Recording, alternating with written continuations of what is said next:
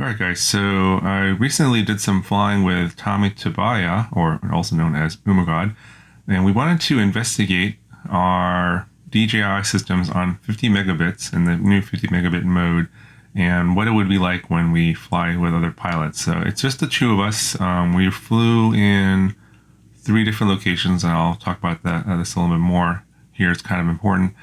But Tommy already released his video last week, so if you want to go and check out his results and his observations, I'll link his video down in the description. You guys can check that out. This is going to be strictly from my point of view, which is slightly a little bit different, and maybe I'll give you a little bit more perspective on what to expect when you fly in the 50 megabit mode with other people, at least with one other person. So the first location that we're flying at here is like an office park, and this location is kind of really bad for analog, at least when I fly analog there. And I fly here quite often. You probably see me in previous videos at this particular spot. But when I fly 25 megabit DJI, I can pretty much fly wherever, and at 700 milliwatts, no problem. And by the way, all of our flying was at 700 milliwatts for both of us, and I think we were both flying the Vista system on both in pretty much all the cases. But at this location, there seems to be like a fair amount of Wi-Fi here. It's like an office park. So I do get sometimes some interference glitches here and there, but it's quite rare on 25 megabits. And on 50 megabits, when I fly by myself, I usually don't have any issues either. However, when I was flying here with Tommy, at a spot that I normally would not have any issues, or at a particular distance, was getting glitching. And I was flying with a DJI controller. Actually, we were both flying with a DJI controller, so you could feel the extra latency. And actually, I felt like the signal, that control signal, was dropping out at this particular point that we were flying.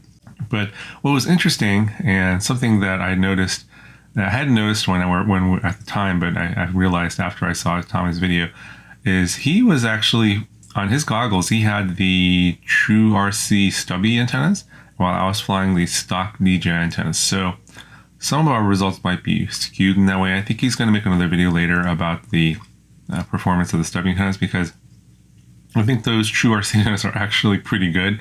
Now, if you think about it and look back at his footage, which I actually got a copy of it, at this particular spot at this location where we were flying and where the drones were kind of flying together, my video actually glitched out completely. So I actually got a slight bit of loss of control, like a really long delay in terms of latency and control, plus the video kind of froze and I got this glitching, and it actually felt worse in the goggles than it did in what you see here in the DVR, which is kind of strange. Usually it's the other way around.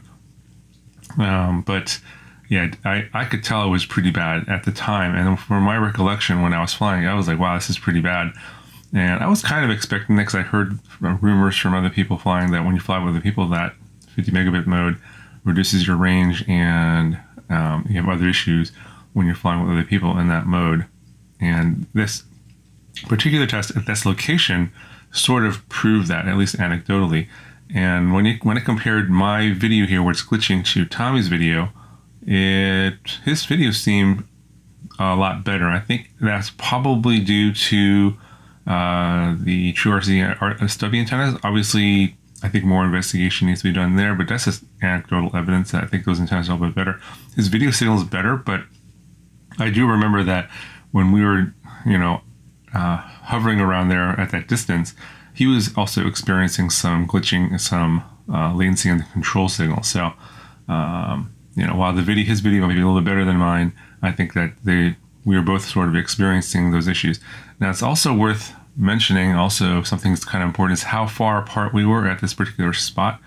So we were standing roughly 6 to maybe 8 feet apart, not too close, but not super far apart either. Now, when we moved to a different location, this is actually a second location we flew at, actually from inside our cars here. And I think that in this particular scenario, we're flying from inside, giant metal cans that are probably really bad for RF interference and all that kind of stuff.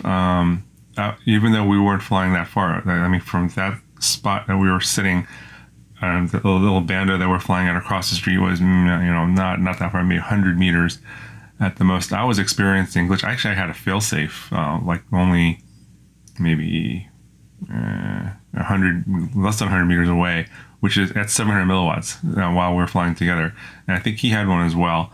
But I'm pretty sure that being inside the car makes a big difference. Now, what's interesting is I've flown here before by myself on 25 milliwatts and 50 milliwatts and didn't really have as much problems. I never had a failsafe, never had any control issues or glitching, but I'm thinking the combination of flying with someone else at 50 megabits plus being inside the car was probably a little bit too much for the whole system. And well, I'll explain maybe why at the end here. We didn't fly 25 megabits at this particular spot. So we just flew a few packs here, got an idea of what it was like. And obviously when we're really close, it's fine. But as we get further away, I think here's an example where I'm flying at this sort of the furthest point away behind this big tree. This is where the signal was really bad. And what's interesting is, to me, I'm looking at the DVR. The DVR doesn't look terrible. I didn't get that video artifacting in this particular spot, but the control was very laggy. I could tell. So that's another thing. If you're looking for indicators on whether your signal is about to die on you, is feel the lag in the control and how responsive it is. And as the lag increases, you're going to know that your signal is about to just be gone. You want to be careful there. And I kind of wish that they would show, like in the OSD, the latency for the control signal as well as the video. I think the latency, I'm not sure if that's an overall latency just for video or if it's for both video and control. If somebody out there could tell me which one it is or if it is both, I would really like to know.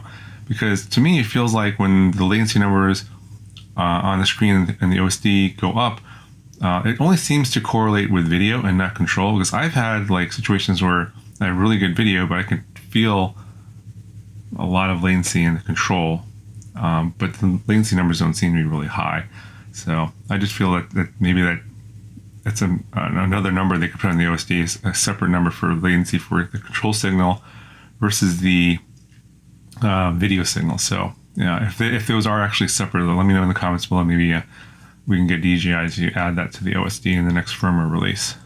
So that location was kind of crappy, I think, because mostly we were flying inside our cars, and I think the distance between us was probably a little slightly more, maybe about 10 feet. So we moved to another location, a third location, and this is a park.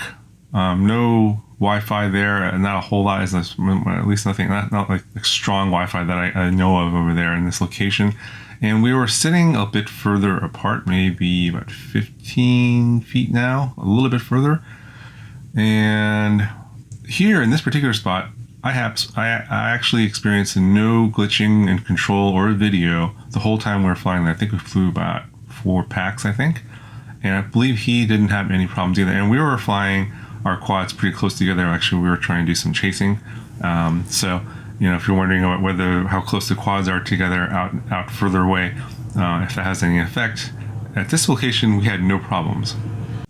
So I have a feeling that the combination of less Wi-Fi interference or other RF interference at this particular spot, plus the fact that we were further apart, in terms of physical distance, I think that those are contributing factors to improving the signal. So, if you're in a spot that has really bad RF interference, then you probably don't want to fly 50 megabits. And if you're having problems, maybe increase the distance between you and your friend that you're flying with to maybe 15 feet or 20 feet, so that there's less chance of your signal degrading in the 50 megabit mode. Now, my conclusion on all this testing, of course, this is totally not scientific, this is just anecdotal, is I think that the distance between the pilots is important. Having less interference and things that'll block your signal are important. So like, don't fly inside your cars together. That's probably bad. maybe fly about, stand or where you're physically sitting, set about 15, 20 feet apart.